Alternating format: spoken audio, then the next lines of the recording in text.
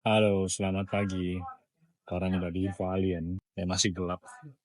Hari ini ikut eventnya di Hualien. Ini masih pagi banget. Tadi pagi dari rumah itu jam 3. Di hari ini cuma berdua doang sama teman ICT Mas Indra. Sarapan dulu guys. Sekarang baru jam 5 lebih. Baru jam 5 lebih, 5:20 gitu deh.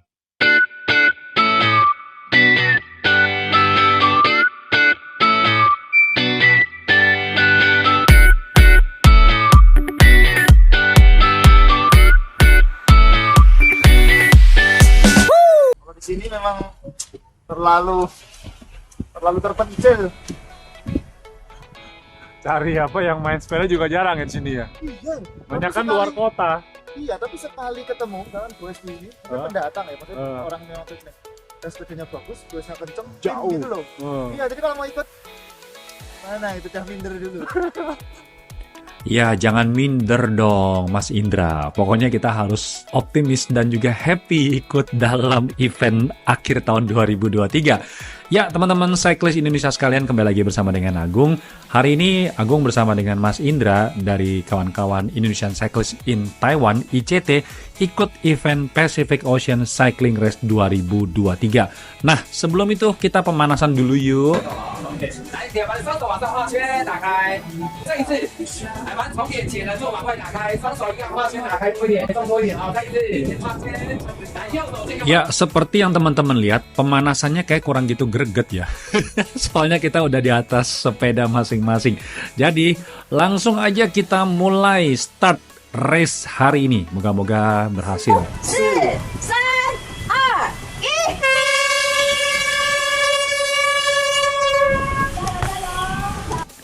Oke, jadi langsung kita mulai perjalanan, tapi aku merasa aneh soalnya sepedanya kok ada suara ya, semacam kayak krek-krek-krek gitu, nggak jelas juga dari mana. Jadi di awal start ini agak sedikit bingung, berhenti nggak?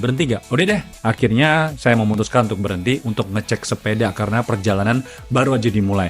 Setelah ngecek roda depan, termasuk roda belakang juga, tapi kok nggak ada ya? Ternyata yang bunyi itu berasal dari sadelnya, kursinya itu ternyata bermasalah. Oh, mungkin karena kemarin sebelum berangkat cuci sepeda kering, jadi ada bagian yang boleh dibilang kurang gitu, agak dikit-dikit seret deh. Oke deh, langsung setelah melewati jembatan Hualien kita dilepas. Nah, seperti yang teman-teman lihat sendiri, semuanya mulai ngejar waktu. Oh ya, by the way, sebenarnya trek ini cukup menyenangkan karena tidak ada lampu merahnya. Jadi kalau misalkan memang teman-teman mau ngetes endurance, ini pas banget. Ini bisa ngebut sekenceng-kencengnya asal betisnya kuat ya. Oke, ini mulai tanjakan pertama yang nggak terlalu berat, kurang lebih hanya 3 sampai dengan 5%. Tetapi setelah terowongan ini, tanjakan pertama challenge yang cukup menantang karena elevasinya ada yang 6%, 5%, bahkan ada yang sampai 10%. Nah, setelah itu turunan sedikit dan tanjakan yang paling menantang yang ini. Karena tingkat kemiringannya itu maksimum bisa sampai dengan 10,6%, walaupun rata-rata 5,1% ya. Dan jangan heran, ternyata di race ini juga ada kelas untuk anak-anak di bawah usia 17 tahun. Dari SD sampai dengan SMA pun juga boleh ikut, walaupun kelasmennya cukup berbeda. Oke, kita lihat sekarang sudah mulai rintik-rintik hujan ya, bener banget.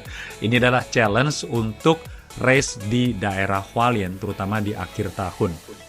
Karena akhir tahun, Taiwan itu anginnya kencang, hujan, kemudian dingin. Oh iya, di depan kita ini sudah ada yang 80 km ya, race itu mereka sudah mulai putar balik. Seperti yang teman-teman lihat, di depan ini sudah mulai hujan, cukup deras juga. Jadi inilah challenge untuk kawan-kawan kalau misalkan Anda punya rencana goes di wilayah Hualien, terutama di akhir tahun. Oke, sekarang putar balik ya. Nah itu pit stopnya. Kita dengerin yuk, anginnya sekencang apa. Wow, kenceng banget anginnya, gokil deh. Sampai cyclist di depannya sampai bungkuk-bungkuk supaya nggak ketiup angin. Jadi inilah challenge yang terberat ya. Kecepatan hanya tinggal 15 km per jam. Bahkan Ada bagian itu saking kencengnya tuh angin, tinggal cuman 10 doang. Tapi buat yang udah profesional kayaknya sih nggak seperti Agung sih ya, nggak separah inilah. Masih tetap lebih cepat 20 gitu loh. Berarti Agung mesti latihan lagi. Oke, jadi untuk ngejar waktu ya, mumpung masih ada sedikit tenaga, ya udah berdirilah karena ini tanjakan yang pertama sebelum melewati terowongan tadi ini loh. Jadi di terowongan pun kalau misalkan ini suaranya dibuka, itu suara anginnya tuh menderu banget. By the way, karena Hualien itu ada di pesisiran pantai, jadi kalau kita lihat di sebelah kanan ini sebenarnya pemandangannya indah. Cuman kalau udah racing, ini kayaknya udah nggak bakal jadi pemandangan yang indah lagi. Cuman kepikiran pengen buru-buru sampai aja sih ya. Tapi ya untung ada kamera 360 ya, jadi bisa direkam, kemudian bisa melihat pemandangan ini. Nah teman-teman sekalian, ini adalah pemandangan di pesisiran pantai Hualien di musim dingin. Tapi kalau Anda datangnya di musim panas, wah ini langit yang birunya benar-benar bikin nagih banget sih. Oh ya, sebenarnya ada challenge lagi yang tadi belum sempat disampaikan. Karena di pinggir laut, lihat deh, Agung aja sampai cuci kacamata maksudnya. Karena tiupan angin itu udah nggak tahu lagi. Yang ditiup itu adalah air hujan atau air laut. Jadi kacamata itu jadi lebih kotor. Oke teman-teman, kita sudah mau sampai di garis finish ya. Jadi ini adalah terowongan yang terakhir sebelum sampai di titik finish. Dan ini sudah di depan mata titik finishnya. Dan seperti yang teman-teman lihat, mohon maaf ya, ini kamera 360-nya jadi kotor karena tadi itu debu dan juga air laut yang asin. Jadi permukaannya jadi nggak gitu jelas.